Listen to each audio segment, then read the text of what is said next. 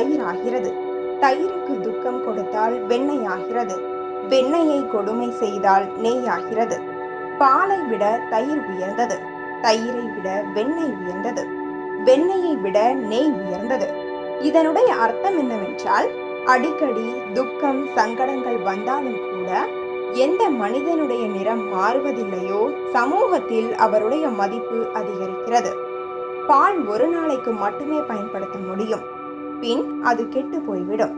பாலில் ஒரு சொட்டு மோர் விடும்போது அது தயிராகிறது.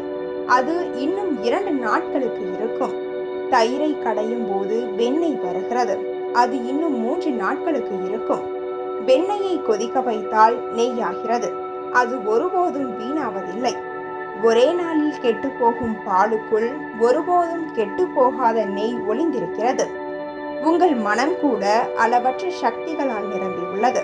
அதில் கொஞ்சம் நேர்மையான எண்ணங்களை போடுங்கள். தனக்குத்தானே சிந்தனை செய்யுங்கள். தன்னுடைய வாழ்க்கையை இன்னும் சரி பாருங்கள்.